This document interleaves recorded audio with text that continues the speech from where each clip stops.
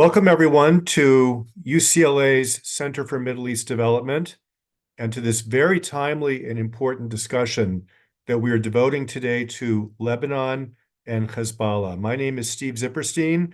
I teach at UCLA, and I also serve as the Associate Director of the UCLA Center for Middle East Development. I want to take a moment to thank our wonderful UCLA co-sponsors.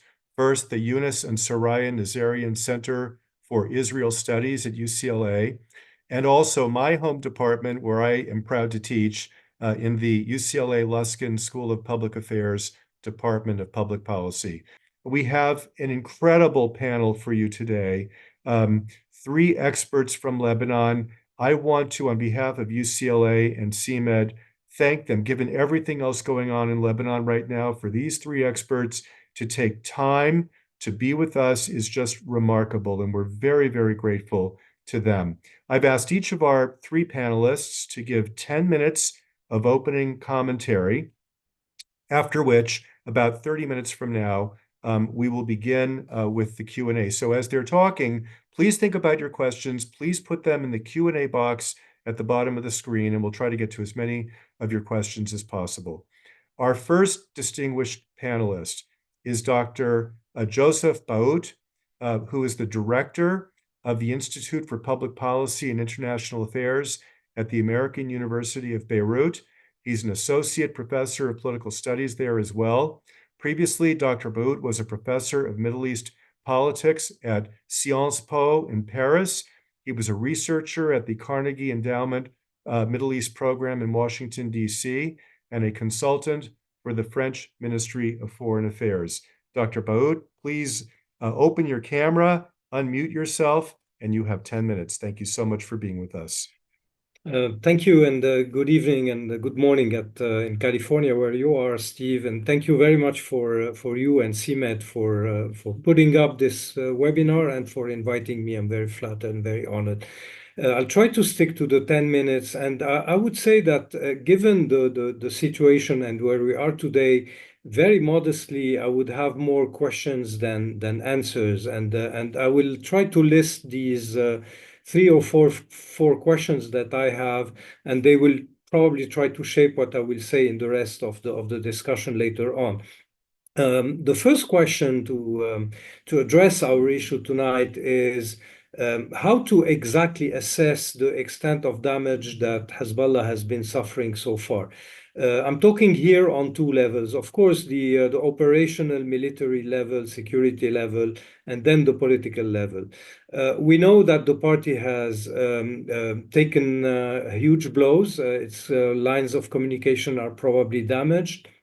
The command and control chain is also probably very much eroded. However, we continue to see the party firing missiles, some of them lethal or hurtful towards Israel. Its fighters are still able to hold the ground in the south, albeit, insufficiently from their own point of view. And today, of course, we all have witnessed or attended or known about the address of the new Secretary General Naim Qassem, and signs that are saying to us that the party is more or less under, let's say, recovery. I wouldn't say it has recovered, but it remains to assess, and this is an intelligence question. I don't think any one of us has an exact assessment of the capacity of the party militarily and organizationally to continue to function. This is one point, but the other point pertaining to this question is the political evolution of the party. And this is something that we will have to witness in the longer term. Today, I think the party is at a crossroad. Either it will, and this is very hypothetical, and I don't think it's very probable, either the party will, quote unquote, swallow the relative defeat that it has taken, chose after a ceasefire to really change course, probably accept to come back to the Lebanese institutions, the election of a president, and then to gently and progressively disarm in a way or another. And this will be the task of the next president of the Republic. I think it's the point one on his agenda, probably, with the recovery of the country. And then things will go in a more or less, let's say, virtuous circle with all the difficulties coming with that. I mean, the Lebanese polity and the way it will react to that, the way we will deal with the displacement, which is a huge issue in Lebanon, etc., etc. However, there's another road that the party could take, and it has to do with a lot of other factors that are regional, military, of course, but also having to do with the dynamics inside Lebanon. The party could also choose to revert to its origin, let's say, to the DNA of its origin, and get back to a sort of clandestinity, a party going underground, resorting to maybe the recipes they used to resort to in the 80s, 90s, and early 2000s, before it went into this kind of slow integration in the Lebanese institution, to become a sort of radical slash terrorist party again. And in that case, I think that the danger for the Lebanese stability could become high. And this, of course, scenario has certain, let's say, preconditions in order to happen. We'll talk about them maybe in the webinar. The second question I will have is about Iran, its corollary to Hezbollah. How much will Iran accept so far the semi-defeat that it is taking? I mean, the huge blow it has taken through Hezbollah and now through Hamas, of course, and the end of probably the Gaza enclave, but also directly the hit that it has taken last week, the maybe next hits to come.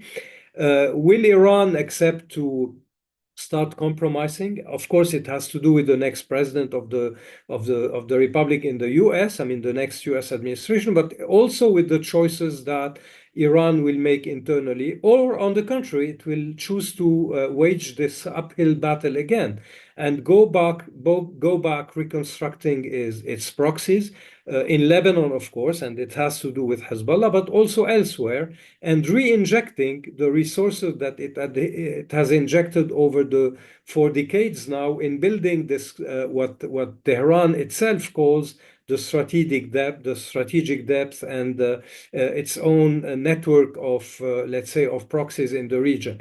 Hezbollah, in that sense, is a very particular proxy. Hezbollah has been probably the most important investment of the Islamic Republic for the 40 past years. I don't think that, like many Lebanese are sometimes taken to say that Iran is about to sell out Hezbollah. I don't think that this is the case, but it remains to see what is now the use that Iran will make of such an actor in the service of which strategy it will put it. The third question, which is, I think tonight also very important and very interesting, is the extent to which Israel is gonna go in this Lebanese adventure. What is the magnitude exactly of the Israeli project in Lebanon and in the region as such? You know, when the war with Lebanon has started, Benjamin Netanyahu's objective was openly to bring back something like 100,000 Israelis from the north to their villages. Today, the aim has been slightly and sometimes more than slightly shifted or transformed. Today, we are talking about either eroding or sometimes annihilating Hezbollah, eroding the capacities of Hezbollah, obliterating Hezbollah. Sometimes some Israeli voices have been going as far as saying that they want a landscape in Lebanon where Hezbollah is not anymore present, a political landscape, which means a political project behind the military, let's say, project in Lebanon, or the military, let's say, design in Lebanon. This has to do with what kind of political solution can we expect.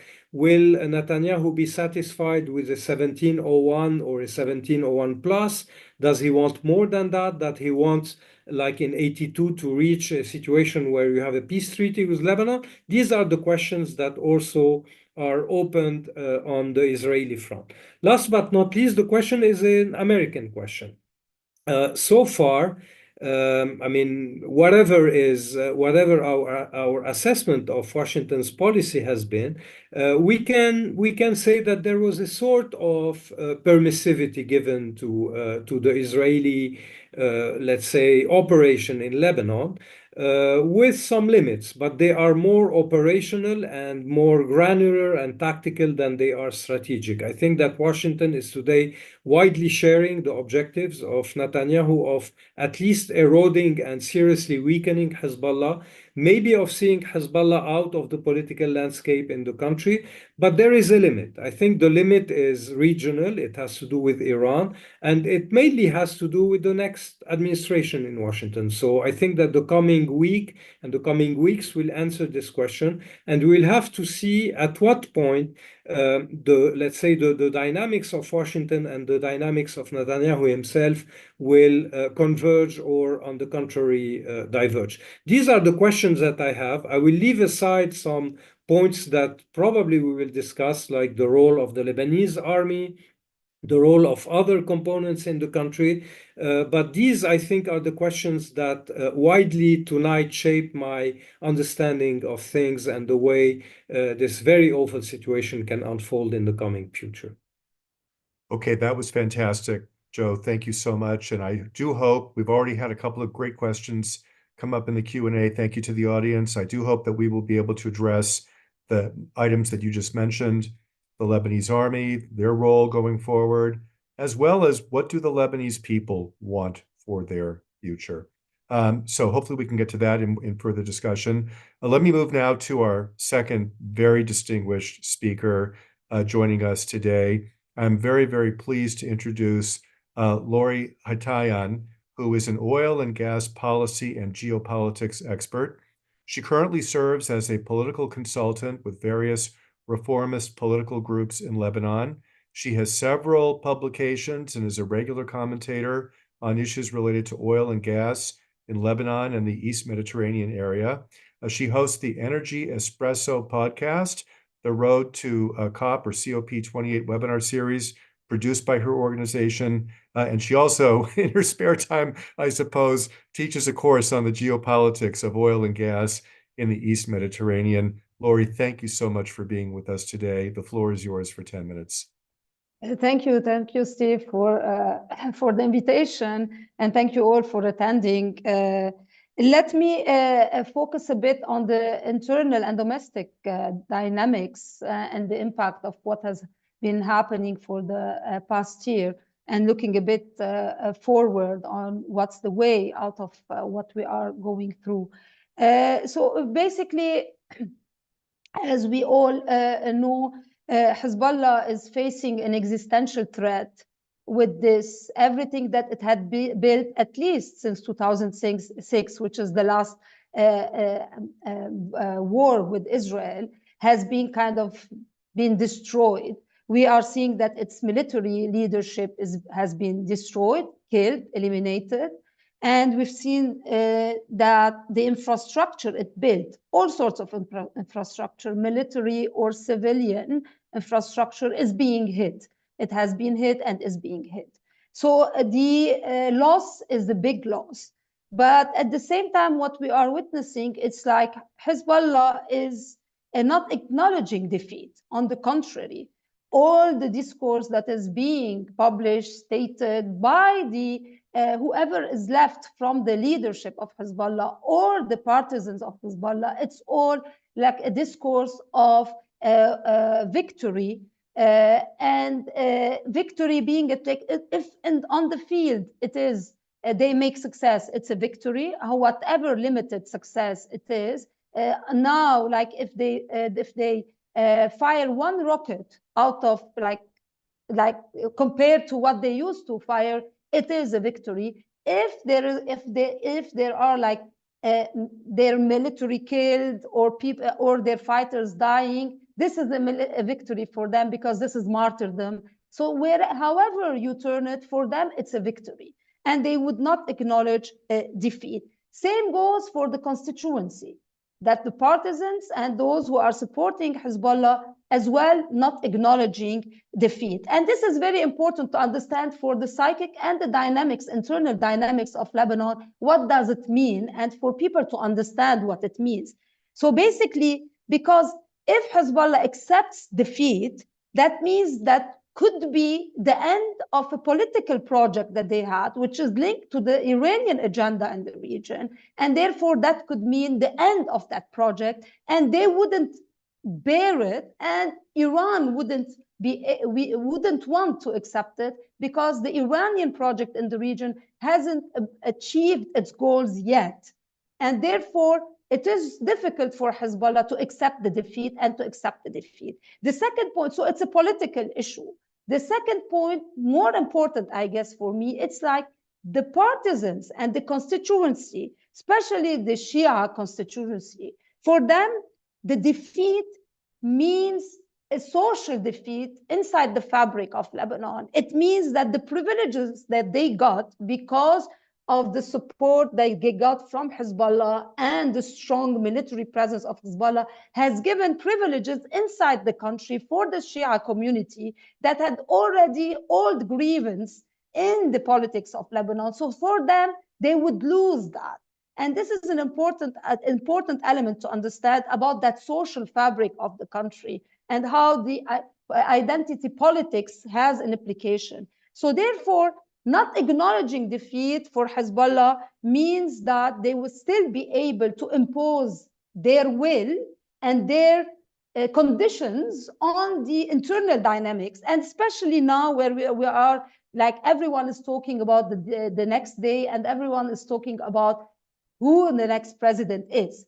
If Hezbollah acknowledges defeat, if people in the country push Hezbollah to acknowledge defeat, that means that Hezbollah will not be able to have a say on who the next president is. And therefore, that could be one more to like defeating the Hezbollah agenda and the political, if you want, a project of Hezbollah. So therefore, they are refusing to accept defeat, and they are seeking the support of their allies, so not to go into that acknowledging a defeat. So what happens next? So a couple of points, and I'll end on that.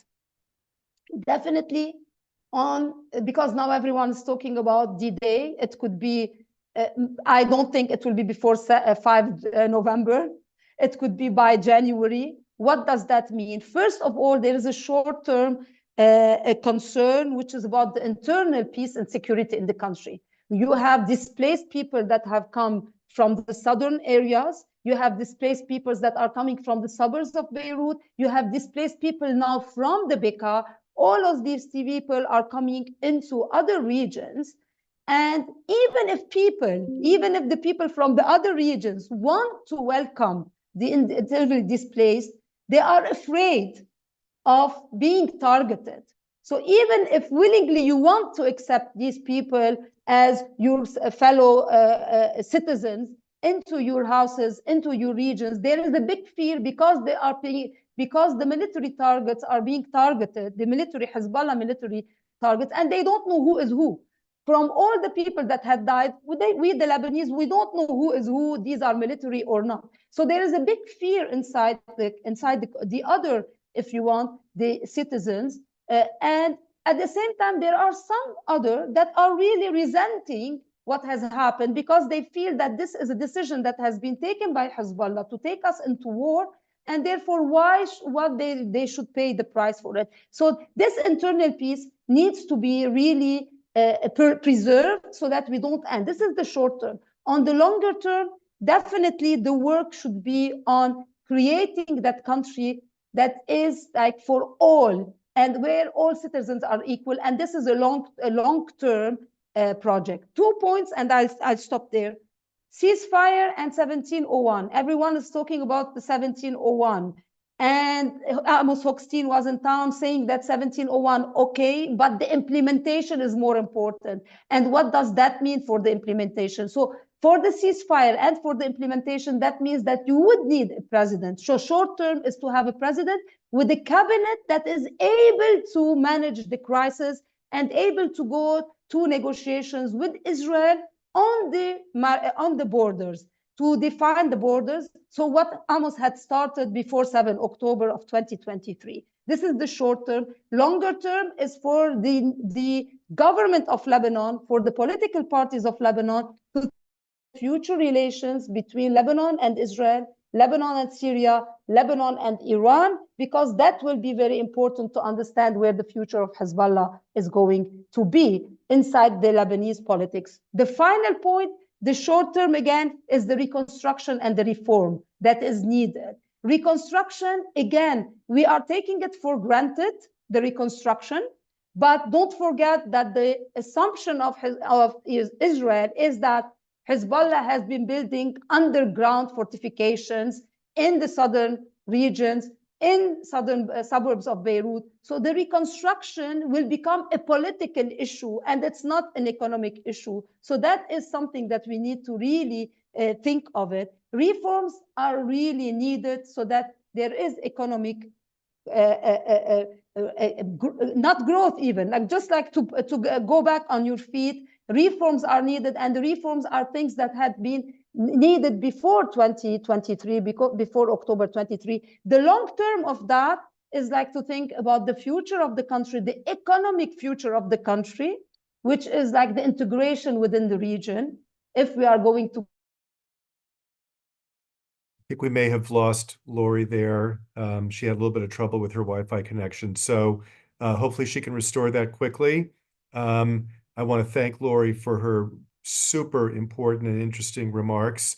I see more questions coming in on the Q&A. Thank you to our audience. Keep them coming because we'll get to those questions as soon as we hear from our third panelist. I'm very, very honored to welcome to our webinar Dr. Joseph Gabelli, who is a physician and president of the Lebanese Information Center in the United States, a nonprofit organization dedicated to a free and sovereign Lebanon in the best interests of the United States of America. The organization conducts research, provides information and analysis, and engages in advocacy efforts. The organization maintains regular contact with administration officials in the U.S. and members of the U.S. Congress, as well as Lebanese political and security leaders. In addition, the organization, the Lebanese Information Center, has an established relationship with the United Nations in New York. Dr. Gabelli has authored several policy papers on U.S.-Lebanon relations, particularly from political and security perspectives, and has been a frequent guest on Lebanese, Arab, and American media. Joining us now from Beirut, I'm very honored to welcome Dr. Gabelli. Please turn on your camera, unmute, and the floor will be yours for 10 minutes, Dr. Gabelli. Thank you, Steve. Thank you. I'm very honored to be with you and to be with this distinguished panel, my colleague Joe and Lori. I'm going to pick up on on some of the points that were mentioned by Joe and Lori. I know there's a lot to talk about when we address this current war. It's extremely complex. But, the war started in October 8, 2023, following the operation by Hamas, Tufan al-Aqsa. And this was launched, the war from Lebanon was launched by Hezbollah. Nasrallah declared war on Israel. And the objectives of the war, according to Nasrallah, were to support the Hamas, under what's called the unity of military theaters. So there's an alliance between Hamas, Palestinian Islamic Jihad, other Iranian outfits in the area, and Hezbollah. So, and the objective was to divert actually the Israeli military operation, or to minimize Israeli military operations against Gaza, and divert the Israeli effort towards the south of Lebanon.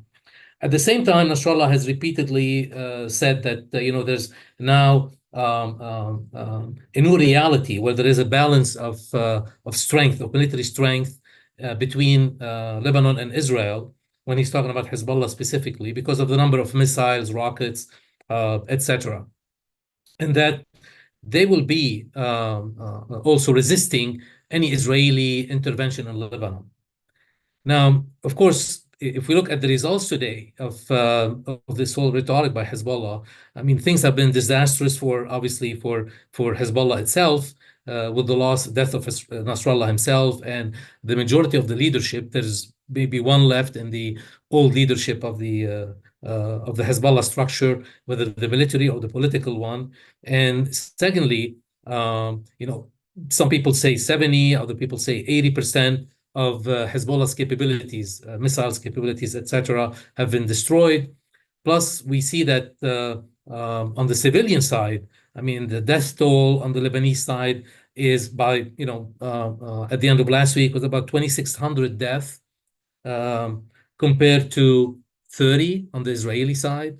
When we're talking about destroyed houses, about 40,000 totally destroyed house units on the Lebanese sides compared to about 1,000 on the Israeli sides.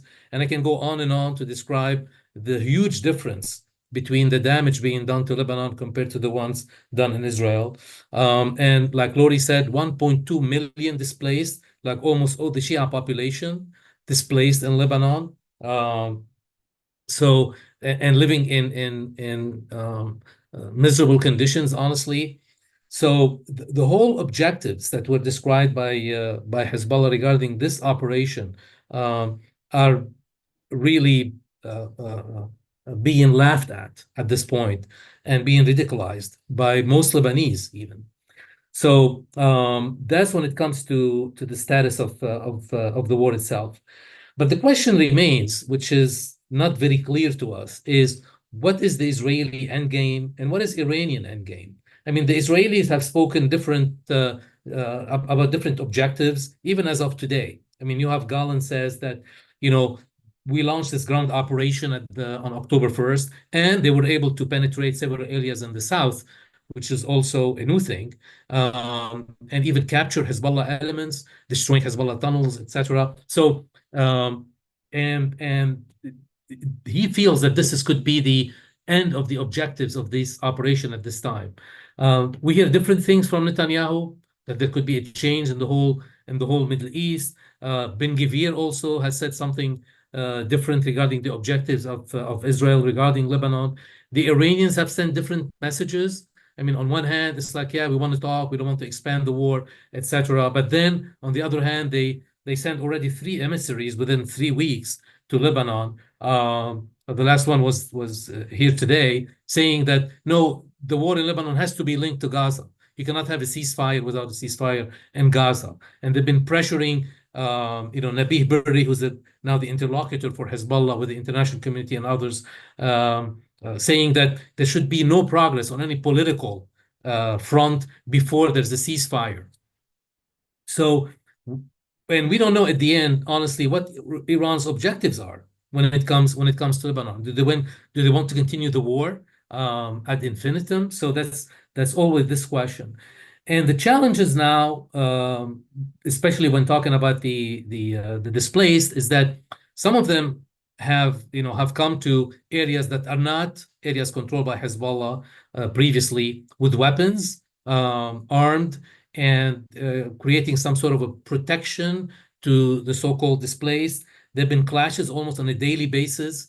The army and the ISF have intervened, but there's a threat, of course, of escalation when it comes to intercommunal differences and confrontation between Sunni and Shia, between Christian and Shia, between Druze and Shia, especially the Druze today. They have several concerns that they mentioned even publicly about these displaced that come to their areas with weapons and with the risk, I think, as Joe said, with the risk of being targeted by Israel.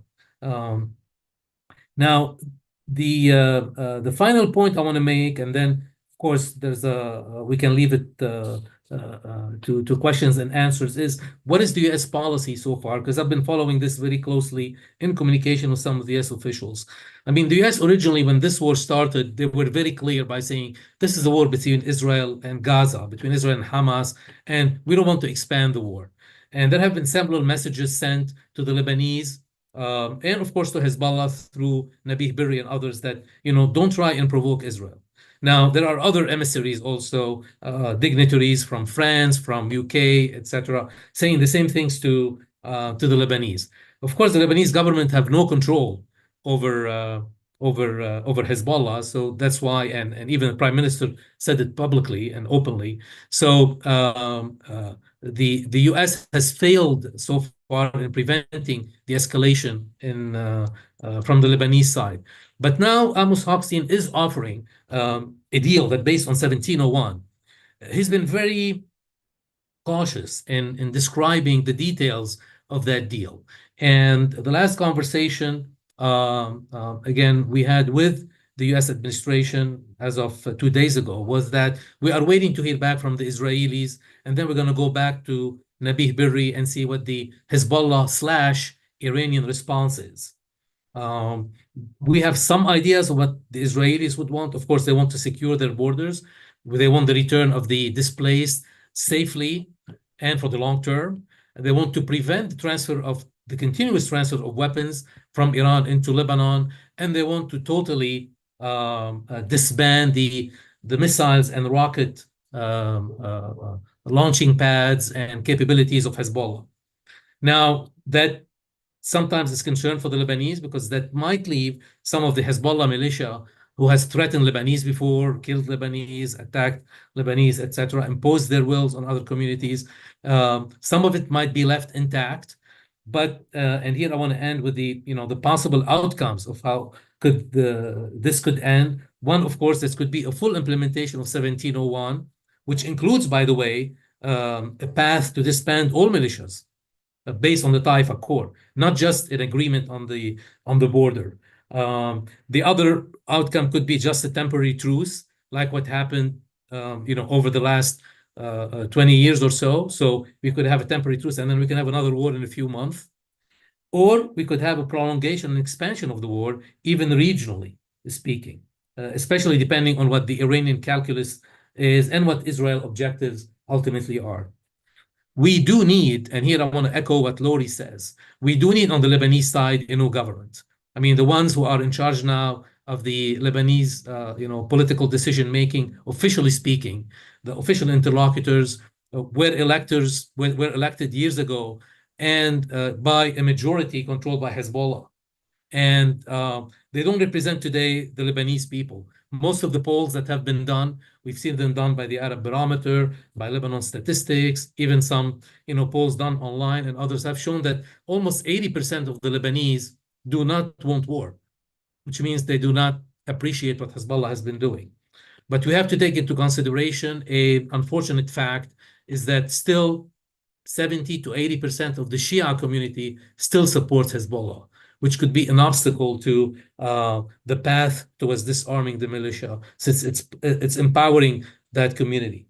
So again, there's a lot of questions that are left unanswered. We have to wait for Iran, Israel, a new Lebanese government, so we can have a better picture on what the final outcome of this conflict will look like. Thank you. Okay, thank you so much to our panel for your opening comments. We have a number of really great questions that have come in. I will ask 4 questions from our audience, and audience, please keep the questions coming, but I'll begin with 4 questions. Then I'll come back to each of you in the same order in which you opened the webinar for about 5 minutes of reaction to any or all of the questions that you want to address. And then hopefully we'll have time for another couple of rounds of questions. The first question is from Habib Malik in Lebanon at the Philos Project. He asks, how do you assess the danger of the country descending into civil war if Hezbollah's weapons are not degraded drastically? That's the first question. Second question is from Professor Murhaf Jujati at the United States Naval Academy. He asks, the Assad regime has been silent regarding the war on Hamas and Hezbollah. There is apparently friction between Bashar al-Assad and Iran. Is that true? And if so, has this impacted Hezbollah's presence in Syria? Fascinating question. The third question from Jonathan Joseph here in Los Angeles, California, asking, is there a possibility for Israel to play a role in bringing stability to Lebanon in a political way, in addition to a military way? And Joe Bailey was just addressing that. Maybe the panel wants to add some further thoughts. And then our fourth and final question for this round from Mohammed Shmaisani in Jordan. regarding the election of Sheikh Naim Qassem, does it, as the new leader of Hezbollah, does it mean that Hezbollah has restructured itself and can meet and elect leaders, sending a message that the party is still strong and in control of its affairs without being under the control of Iran? So thank you to our audience for those really interesting questions. I will go back to Joe Boat. And by the way, Joe has to leave us a little bit early at 1:15 the hour. And so, Joe, I'm going to give you a little bit more time on this round and the next round so that we can hear from you. Go ahead, Joe. Okay, thank you, Steve. If I understood you well, I have to pick one question of One or more, whichever one. Okay, fine. That's Okay, fine. okay. I'll pick the first one I would like to answer is the question on civil war and the risk and etc. And it echoes a little bit where George Bailey and Laurie has reached. It's a question by Habib Malik, whom I salute. Habib is my former professor at AUB. It brings me back a long, long time ago. I would say the following. I have maybe three factors that lead me to say, unfortunately, and with a lot of sadness, that yes, the risk is high. Okay, the risk is high if we don't take this very elusive possibility of the virtuous circle that we all describe, that is predicated first on a very quick ceasefire, quick implementation of 1701, army deployment, new president, enough wisdom from the political class to instaure a dialogue with what will remain of Hezbollah, because Hezbollah will not evaporate, etc., etc. Okay, now barring that, why am I a little bit more, let's say, alarmed? I wouldn't say pessimistic. Three things. One is what I call the cross perceptions. You have today two. I'm schematic, of course. Okay, this is grossly speaking. We have two countries. They were well described by Laurie and Joseph. You have one segment of the population now, putting proportions, percentages, etc. I won't get that route. Okay, that is living a mindset where you have a mix of humiliation, loss of prestige, loss of leadership, feeling of revenge.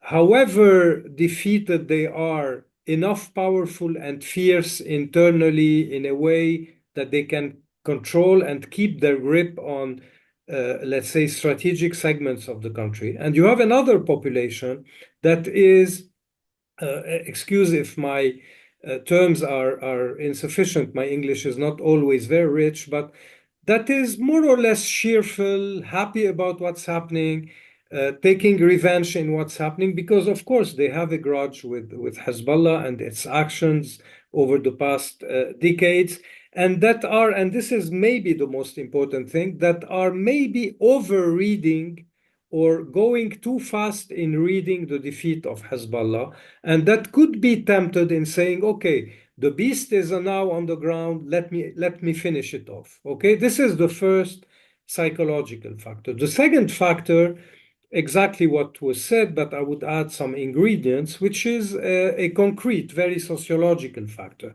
You have today, in a country of 4 million people, 1 million point something displaced that are with the mindset that I have described, okay? That are living in very bad conditions, and the worst is to come. Winter has not started. They are sleeping on sidewalks. I mean, I can tell you, they are even at AUB. I mean, within the campus, they are sleeping in the garden, in the dorms, on the corniche facing us. I mean, we see them. My daily commute from house to AUB is today taking me 1 hour and a half, because I have to navigate through this human ocean of people. Okay, so you have these people. You have host communities, like Laurie said, that are more or less becoming to be hostile. Okay, I wouldn't say they were hostile in the beginning, but they are, and this hostility is sometimes fueled by what Joseph has described, a sort of aggressive posture by the refugees themselves, with a lot of communal tension that has been mounting up for now years in the country. And then you have, and we forget it, in this country of 4 million, you have 1 point something million of Syrian refugees that a good part of them are seeking revenge towards Hezbollah. They have been displaced from Syria because of the actions of Hezbollah in Syria. And, you know, they openly cheered and danced in the street the day Hassan Nasrallah was killed. So any spark between these three segments could really lead to something that is unmanageable. Now, the unmanageable is the third point, and this is, I'm sorry if could sound maybe alarmist or a bit maybe taken by some imagination here. But if at any point there is a regional willingness from any party, okay, of course, Israel is the first one that comes to mind, but others also, to invest in this situation and say, okay, we cannot finish off Hezbollah militarily by a fight at the border and etc., but we can sink Hezbollah into the quagmires of a civil strife and a civil war. Anyone who wants to invest in this very explosive situation that is objectively explosive could very easily do it if, I mean, there is a fifth column that infiltrates in this very, very murky reality. So this is why I would say that, of course, the role of the Lebanese army is very important.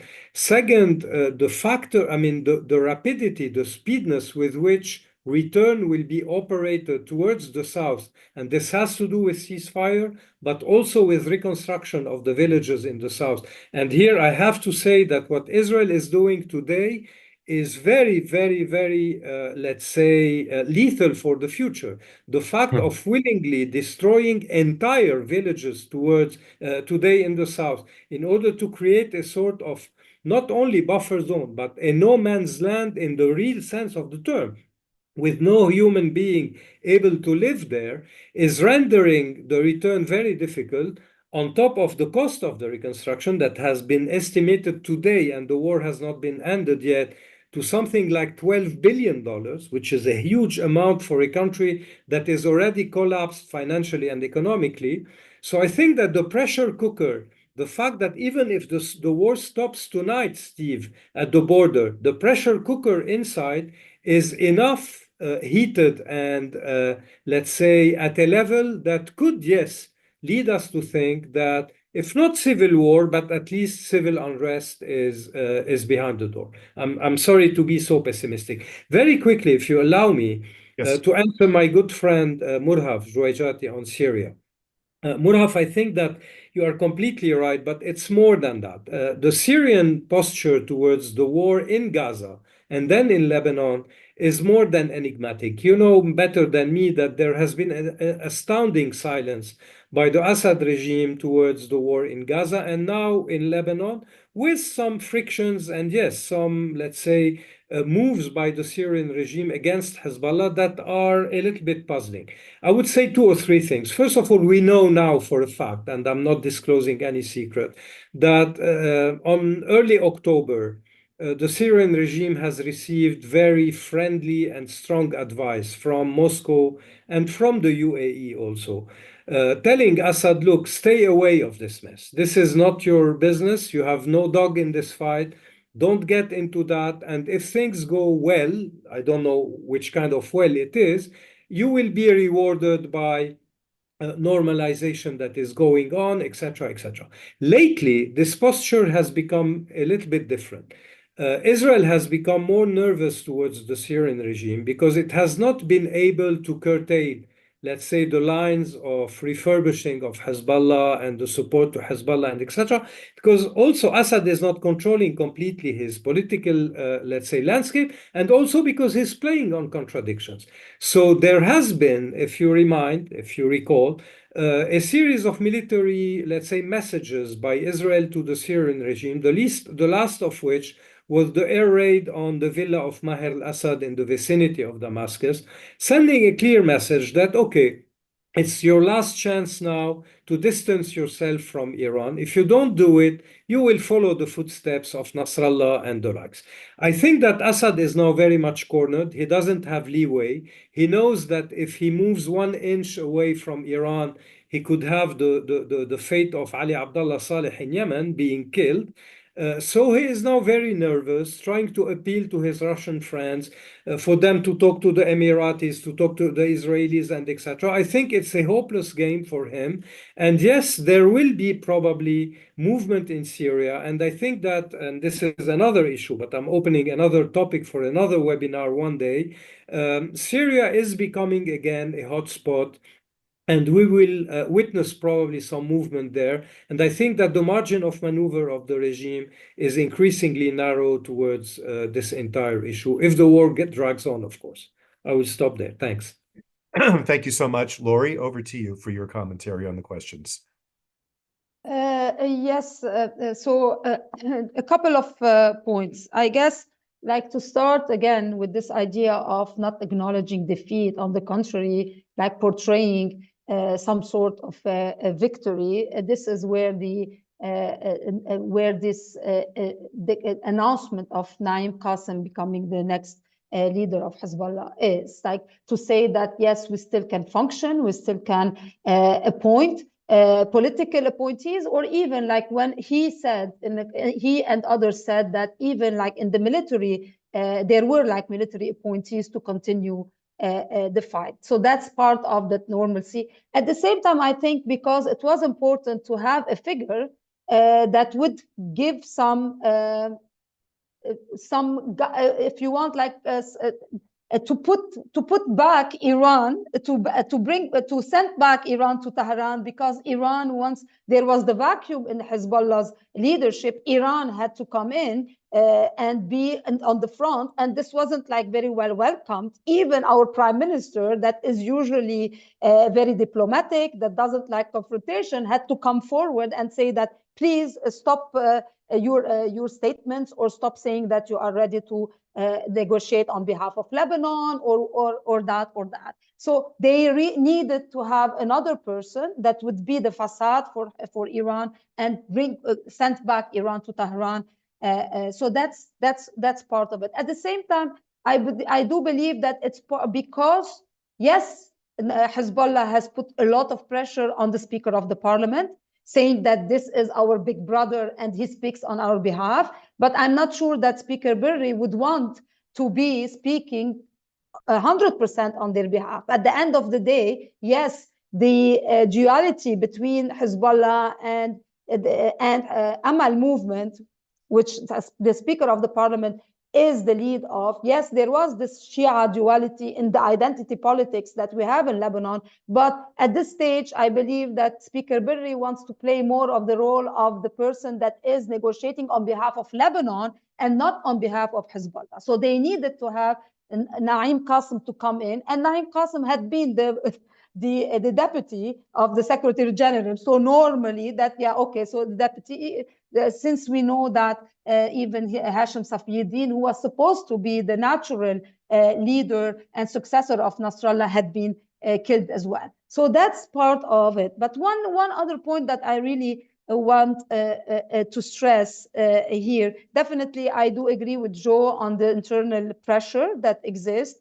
And let's all hope and let's all work that we don't end up with a civil war. It could be that if Hezbollah is squeezed in the corner with demands from the international community, demands from Israel, Iran letting go because they're getting other benefits. So that could be that they might be cornered to the point that there might be internal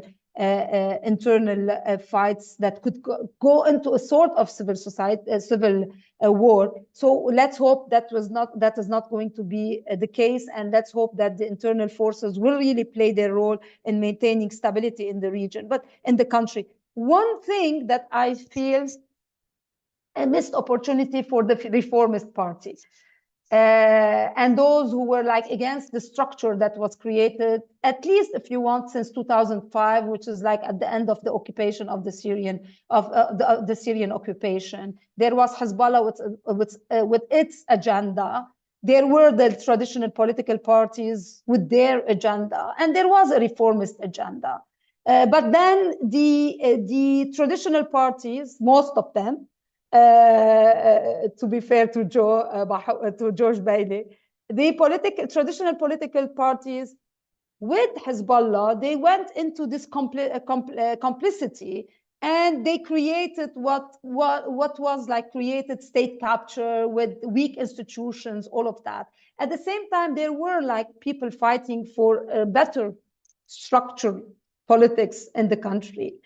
And the whole evolution of politics in the country would have said that after a control of, if you want, of the Christians from the creation establishment of the Lebanese Republic in 1943 to 1990, and then the dominance of the Sunnis through Rafiq Hariri and the project that he had for Lebanon, and the decline of the Sunni control after his assassination, and then the rise of the Shia in the politics of Lebanon. The evolution should have been that after the decline of the Shia politics in Lebanon with the defeat of Hezbollah would be that there would be another political agenda, another political project that brings all the communities together, that is that state that we call it the rule of law, where everyone is equal regardless of their identities, all of that. That should have been matured by 2019 when the uprising happened in Lebanon, but unfortunately it didn't. And today there is a political vacuum about the day after, with the decline of the political agenda of Hezbollah. So what comes next? Is it going to be business as usual? And the compromise that will come will be, let's continue with politics as we know it in Lebanon. And that will be really a missed opportunity. And this is where the fear is that the international community, especially in the Lebanon portfolio, that is led kind of by the French, that they want to lead. But at the same time, there is a US influence, of course, because I guess like most would want like to deal with the US more than dealing with the French.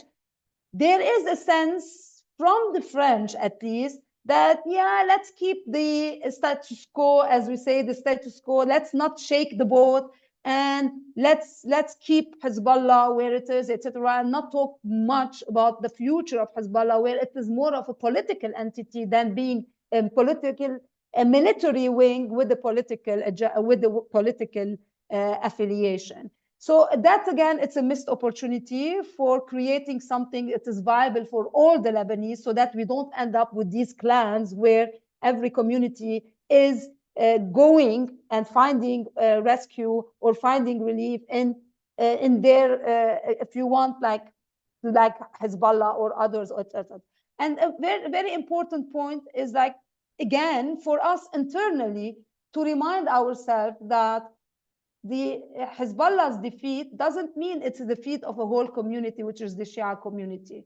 Hezbollah's project is a project among many projects, and the Shia community doesn't need to be seen that if Hezbollah fails in their project, that the Shia community has failed. That is a very important message that all of us in Lebanon should keep on repeating and repeating, because that's the reality that needs to be sink into the everyone's mind in Lebanon, so that we move on into a more secular project, maybe, or more of a uniting project rather than divisive project. I will end it there. Okay, thank you so much for that, Lori. Joe G, over to you for about 5 minutes, and then we'll start our second round of questions. Okay. Yes, I'll try and stick to the 5 minutes. I think we have to agree to those realities regarding the problems of Lebanon over the last maybe quarter of a century, 25 years after the Syrians left. One is Hezbollah's weapons are the source of the problems. I mean, this is really what we've been suffering from as Lebanese and even the region. So this is the major issue. Other communities, I think, are at the point where they're not much interested in arming and starting militias, etc. I don't see the Christians doing it, or the Druze, or the Sunnis. They want to abide by the rule of law. Now, Lebanon is, until further notice, is a multi-confessional, multi-communal country. And of course, the communities try to have their I guess, a power-sharing formula where they can all participate in making decision at the national level. But Hezbollah has been controlling all this by the use of force, by the use of violence, assassinations, threats, etc. And we can go on and on in describing on how Hezbollah was able to use these violent means to control other communities, leaders, etc. The other fact that we have to recognize, which is someone honestly new to me, is that the magnitude of the animosity towards Hezbollah among average Lebanese. And unlike maybe what you might hear or see in the in the news or newspaper, the political leaders today are the ones who are trying to control the street. The political leaders are the ones telling the average Lebanese, hey, calm down, wait a minute, we're not ready to start. We should not be starting a war again. Let's welcome those displaced. Let's not be too aggressive against them, etc. But the average Lebanese, is really angry, not just because of the displaced of today, because he feels that all the problems that have been happening to him over the past 4 or 5 years, since the economic collapse. You can talk to many Lebanese and they will tell you, I'm poor today because of Hezbollah. I lost my business because of Hezbollah. My restaurants, my hotel, my whatever is vacant because of Hezbollah, etc. So there is this rejections of Hezbollah's weapon, which leads to the question: does this mean we're going to have a civil war again? I don't think so. I think we might end up with what Joe mentioned: civil unrest, incidents here and there. I think that's where the role of the Lebanese armed forces is essential, and the ISF and the internal security forces. And this is a message also to the supporters, the donors, etc., like the US and others, to keep the pressure on those security forces to intervene as soon as possible to prevent any escalation of incidents among Lebanese citizens. But the threat of civil war really could only come from Hezbollah. I don't think other communities are able to fight. They don't have the power or the militia structure. Now, of course, I can tell you, every Lebanese has an individual weapon at home. So yes, there could be incidents like that. But to talk about a civil war at the level of the civil war of the 70s in Lebanon, etc., I don't think that's going to happen. I'm going to briefly address the other issues. Naim Qasim, the question about Naim Qasim. He was never a major figure in Hezbollah. He's not part of the Jihad Council, which directs all the military operations. He's more of a thinker, a writer, an academic. He used to be, sort of the teacher and the one in charge of orientation programs for new recruits and other in Hezbollah. Now, he might have a bigger role today, the role of Secretary General over the military structure and other political groups within Hezbollah, and have more influence. But honestly, Steve, what most people think at this point in Lebanon is that Iran is in control. So Iran is the one making the decision. The Assad regime, Assad is trying to walk a fine line. Joe described it. He's walking a fine line. It's very obvious between keeping the lines of supply to Hezbollah open on one hand, but at the same time looking the other way when the Israelis are hitting Iranians, the lines of supply, and preventing weapons from reaching Hezbollah. And finally, there was a question about Israel's role, how Israel is perceived in Lebanon.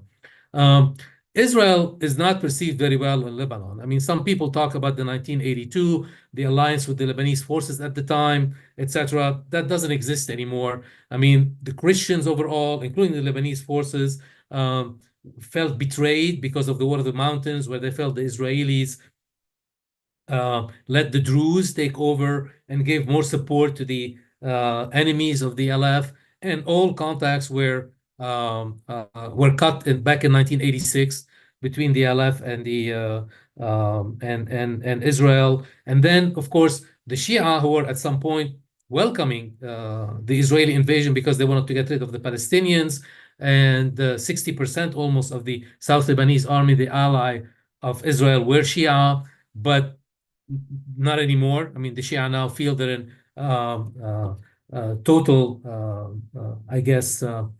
total war with Israel.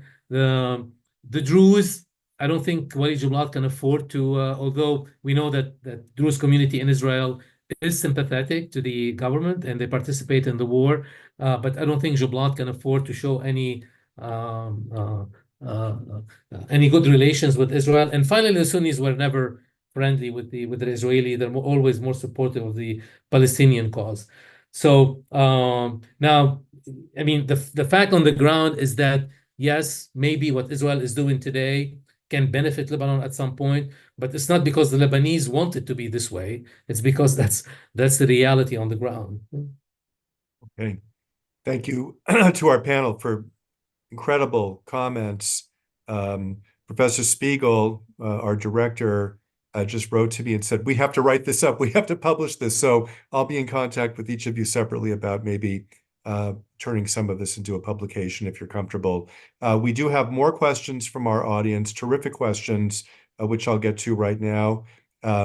First is from Nabila Al-Mullah, who is in Kuwait, listening to us. Thank you for joining us, Nabila.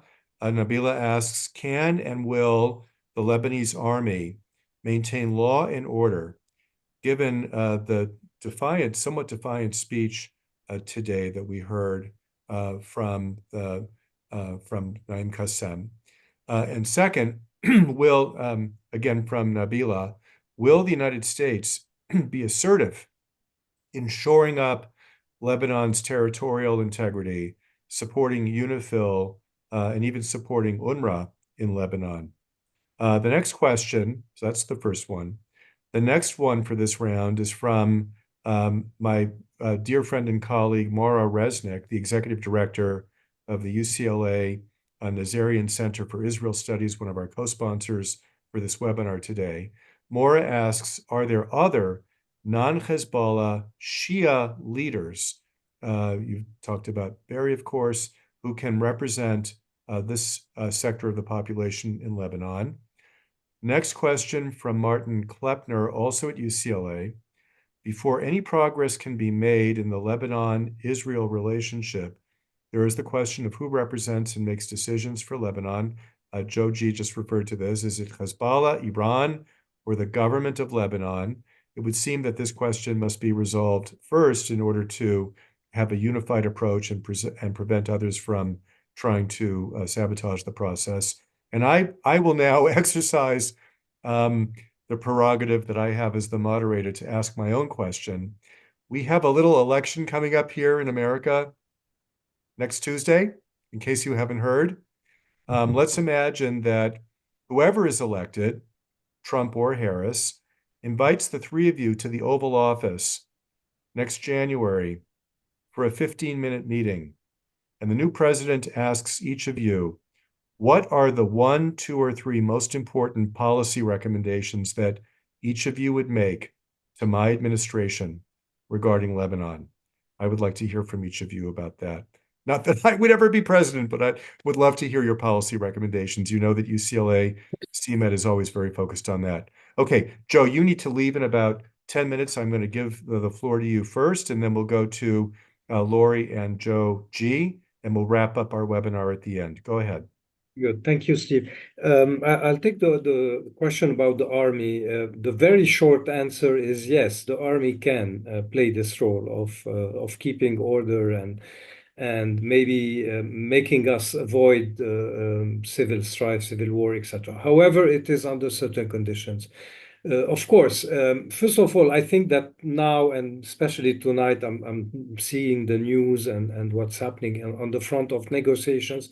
It seems that everybody is starting to agree that 1701, with some nuances and etc., is the acceptable exit from this. Okay, under these conditions, we know that the army will have to deploy in the south in a consolidated manner. I think we are talking about now something like 10,000 troopers that should be deployed. It will need strong help from the outside. I think the Paris conference opened the way for that 2 weeks ago. The next Rome conference in a few weeks will probably consolidate that. The Americans will help. Amos Hochstein often alluded to that, etc., etc. However, I would say 3 things here, 3 caveats or 3 dangers. First of all, we have lived for a very long time in Lebanon under the assumption that the army and mainly the elite units of the army and the Second Bureau, I mean the intelligence, etc., is infiltrated, controlled, under heavy surveillance by Hezbollah and etc. I think that it's very unjust to say so. This is not the case. The army has shown enough capacity to take sound decisions. It has shown also some very, let's say, heroic and high-level battling capacity here and there. However, and this is the second caveat, yes, of course, any project or any political willingness to take the army to an open clash with Hezbollah under hollow slogans like disarmament and etc. is a recipe not only for civil war, but for the army crumbling. Okay, and this is not a secret. I mean, like Joseph Jbeili has said, we know our country, we know where we come from. The army has a history of divisions, unfortunately, in the past. Today, it's immune from that. And I think that the disarmament of Hezbollah has to come from a political process that is agreed by all the parties, including Iran. I'm sorry to say so, but including Iran. And this will take it, partly answers your question about the recommendations I would do to an American president. I think that without an American-Iranian understanding in the region, even at in a balance of power where Iran is at disadvantage, I think that the region will go for a very long, let's say, cycle of violence. The third caveat about the army, and this is really something I would like to stress, especially that we are talking to a mainly American audience, and I know that Joseph Jbeili will concur with me. The army is today exhausted. I mean, forget about the army as a fighting force, as an operational body. The army is also human beings. I mean, these are men who are starving, who are paid today $120. They are receiving cash $100 from Qatar and from other countries, which is a humiliation. Most of officers are working overtime in restaurants and in private security companies to put bread to put bread on the table for their kids. They are overstretched. They are now asked to perform police operations and police functions. They are now securing the airport. I mean, the army is not Superman. I mean, you can't ask everything from this army. So for God's sake, let's start to give this army the tools of functioning properly. And yes, politically, I think, especially under this commander-in-chief, I think that the army is more than capable in helping us avoiding the worst. But it is not a political body. It doesn't have to take political decision. It has to implement political decisions that will be taken wisely by other parties. Thank you, Steve. Okay, thank you very, very much, Joe. I know you have to leave us in a couple of minutes. We send our sincere thanks to you and our best wishes for safety and well-being for you and your family. Thank you so much. My pleasure to be with you, and my greetings to everyone on screen and behind the screen also. Thank you. Thank you so much. So to Lori and Joe G, we have 20 minutes left. Let's take about 8 minutes or so for each of you to wrap up here. We did have another question that came in from a participant in Canada. Anne Soror asks, there seems to be a pervasive assumption that Netanyahu's leadership will prevail through the eventual conclusion of the war. Is this assumption valid in your analysis of the situation? Very interesting question, asking you to comment on internal Israeli politics. Lori, over to you for about 7-8 minutes, and then Joe G, and then I will wrap up at the end with a couple minutes of closing remarks. Go ahead, Lori.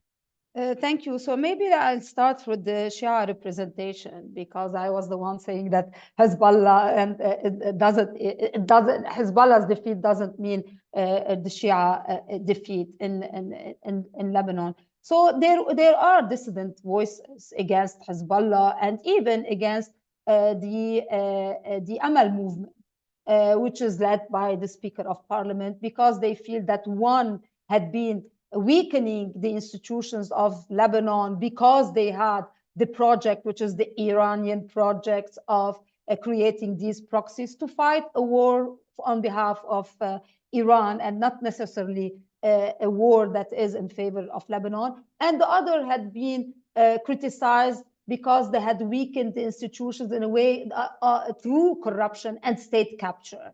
So these were like the critiques from the dissidents, like from the Shia dissidents, about like the position of the two political parties that represent kind of through elections the Shia.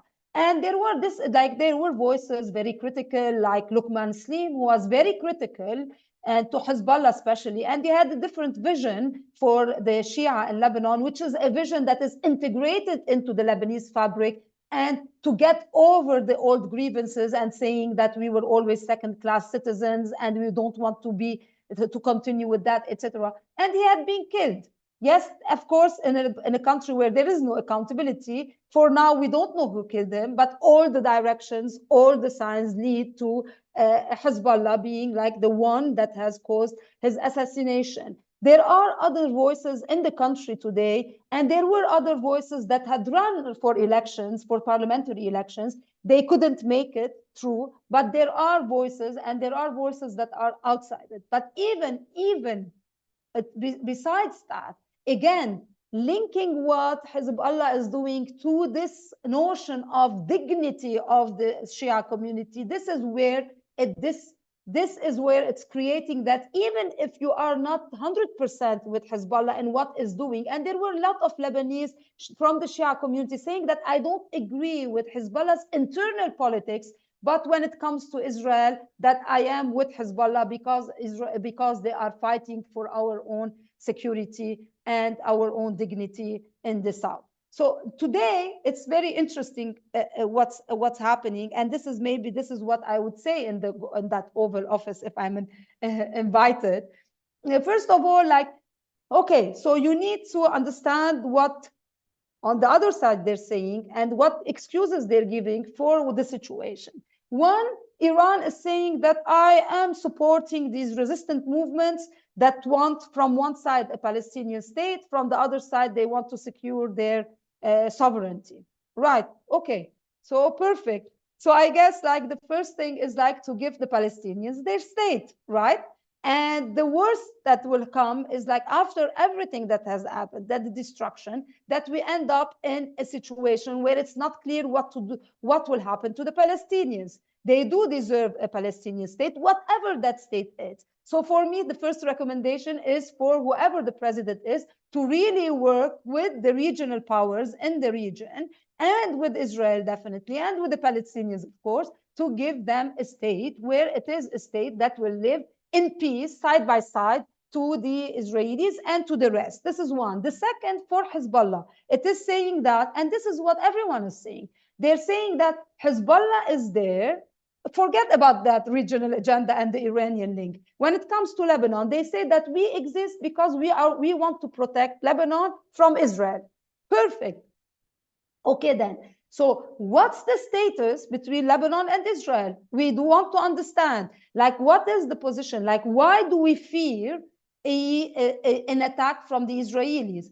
How do we perceive Israel vis-a-vis Lebanon? These are the discussions that we should be having to understand exactly like what are the fears. Like, do we think we want to secure our borders, therefore does it end with a deal on the land borders and that's it, and then the army will be the one securing the borders and that's it? Perfect. If that's the consensus among the Lebanese, so then that means that I would advise the Americans to really support the Lebanese army, not to be what in Lebanon they call protecting the Israeli borders. It is a Lebanese army that is really strong to be able to protect itself in case there is an attack, right? So that's what we would do. And if we think that no, this is not protecting our land, and we want to fight Israel, and we want to end the occupation of and liberate Jerusalem, that's another fight. So then we have to decide, okay, so then what's the setup, the military setup, and how can we get there? So there is an internal politics that is very important, that is not That I won't say to the president of the US. That is our thing. But I do believe that it is very important.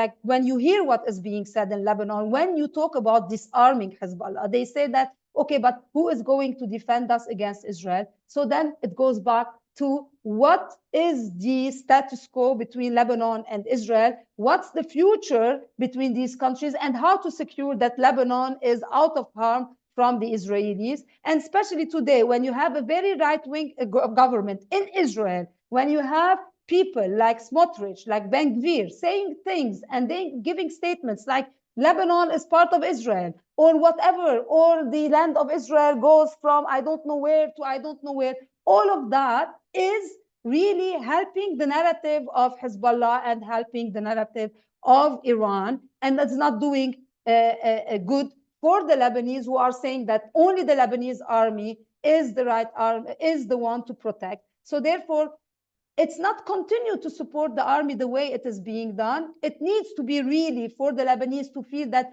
they are being supported really to be able to defend the country and not to police the borders for Israel. My last point, it's because this is a fear on what's happening in the southern part of Lebanon. And talking about 1701, because the day after, everyone is going to talk about 1701. And basically, today, no one can go back to their land in the southern parts.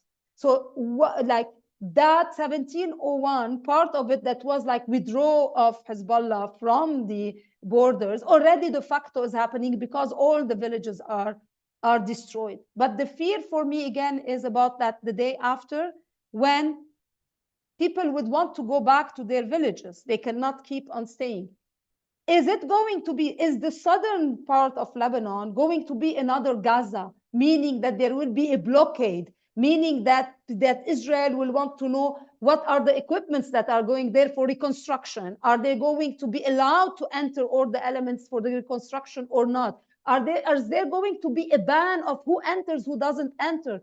All of these are things that no one is talking about it now, but these are like the challenges that we are going to face when it comes to the day after. And the worst thing would be that if the southern part of Lebanon becomes another Gaza, definitely with destruction, it has become another Gaza and it doesn't help Israel. If Israel thinks that with all of that they will get peace and security on their end, it is difficult today. Even if people were contemplating, some people were contemplating that maybe there will be a peaceful relations or a peaceful future with the Israelis. Today, the resentment is very high, and people will not forget the destruction that is happening today. The Israelis are burning bridges with societies in the Middle East. So just to say that, I hope that the southern part of Lebanon is not going to turn to another Gaza. So I end it there.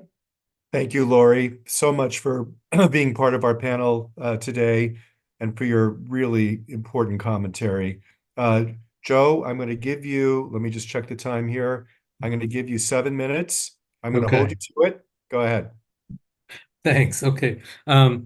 First, regarding the question of the LAF, I think the LAF is capable of maintaining security. The LAF is capable, unlike what many think, even to confront Hezbollah. I don't think Hezbollah is in any situation where they could stand up to the Lebanese armed forces. They've been avoiding it so far. And when the LAF has stood up to Hezbollah, in very few incidents, Hezbollah had to retreat, actually. Now, the LAF needs a political cover. They would not do any movement, whether deploying in the south or whether, confronting Hezbollah or any other mission. They would not do it unless there's a political cover, meaning we need a government that is willing to stand up for the sovereignty of the state, for rejecting the power of the militias, and for treating citizens equally. And here the role, I would say, at this point of the LAF, which is primordial and does not need a political cover, is to defend other Lebanese. If other Lebanese are attacked by Hezbollah, and Hezbollah has used this before, the LAF has to intervene. They have this role according to a decision by the Lebanese government in the 1990s, where they put the Lebanese armed forces in charge of security in the countries. Lebanese citizens rely on the Lebanese armed forces for their own protection. They might say, they laugh, that we don't have orders to attack Israel or we don't have orders to confront Hezbollah, but they do have enough instructions to defend Lebanese. That's very essential. Regarding the issue of the overall Shia situation, Hezbollah, etc. This warrants maybe another webinar, but very briefly, there's three ways to approach this, Steve. One, at the communal level, we have to have Shia alternatives, definitely. Now, some people say because there has not been an active participation in the last election of about 40 to 50% of Shia, despite the appeal by Nasrallah, a very strong appeal that you all voters should be voting, that this could mean there is a significant opposition to what we call the Shia duo, which is Hezbollah Amal. And that might be true, but we have not seen it yet. We see voices here and there. They're not coordinating among each other, but there is no true Shia alternative. Anyone who rules its community in Lebanon will have power in the national decision making, Hezbollah or others. So we definitely need that Shia alternative.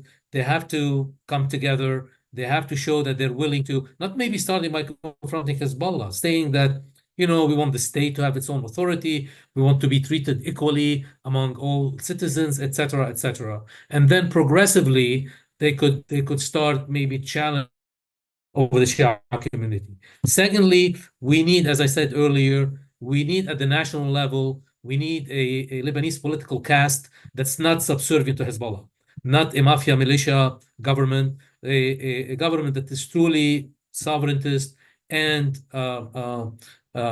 clean, basically, because that's how Hezbollah has been controlling so far. I mean, the Shia community is 30% of the population. Hezbollah controls 80% of them. So Hezbollah truly is only 20% of the whole Lebanese. So if you ask me, well, how come they're controlling Lebanon? It's because creating all these network of alliances with other political groups and offering services and other I guess illegal activities to certain politicians. So we need this at the national level. Finally, and this is something that also has to do with your question about what would you ask the next US president, is Iran. If we don't address the issue of Iran in Lebanon, which has not been addressed, by the way, none of the three things that I'm mentioning has been addressed at all. So that's why Hezbollah is still strong. But if we don't address the issue of Iran interference, which is an international obligation, there are Security Council resolutions that prevent Iran from sending weapons abroad. But Iran has not been held accountable for their actions. And so far, this has not been mentioned. We talked a lot about the nuclear deal and the nuclear threat. Nothing about the militias, nothing about sending weapons illegally to Lebanon and provoking this unrest within Lebanon. And as far as the Israeli-Lebanese conflict, let's remember, Lebanon signed an armistice with Israel in 49, after the war of 48. Between 49 and 68, there were almost no incident between Israel and Lebanon. There were maybe like 20 incidents altogether that were immediately solved. Why the situation deteriorated after 68? Because the PLO moved into the south of Lebanon, and Lebanon lost control over the south, and then it was the Syrians and now the Iranians. So we do not have major contentious issues with Israel. The issues of the land border issues are minimal and can be resolved. By the way, they started to be resolved within the UNIFIL tripartite activities. And here I want to mention something about UNIFIL because the question came up.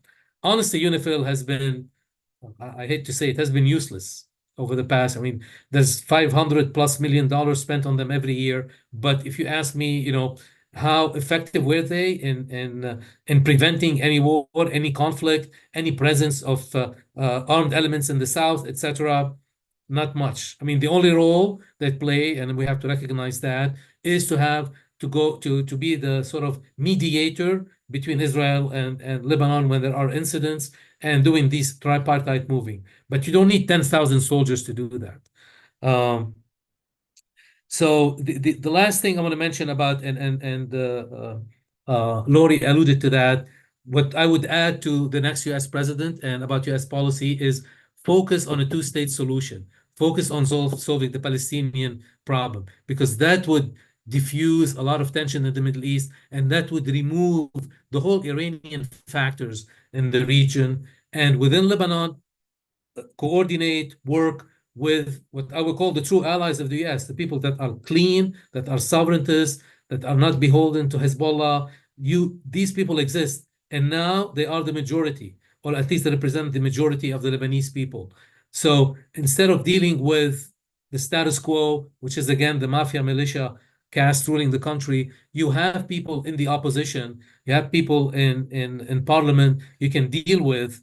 They're dealing with them, but you can do more with them just to have more stability in Lebanon, and honestly, to have true friends within the Lebanese political caste. Great. Thank you. Thank you so much, Joe. Please, all of you, I'm sure that you share our gratitude here at UCLA CMed to our panelists, our wonderful panel, for their expert analysis, for their courage to be with us today on this webinar live, and for their willingness to answer, quite frankly, all of the questions from all of you. We're very, very grateful to both Joes and to Lori for joining us today.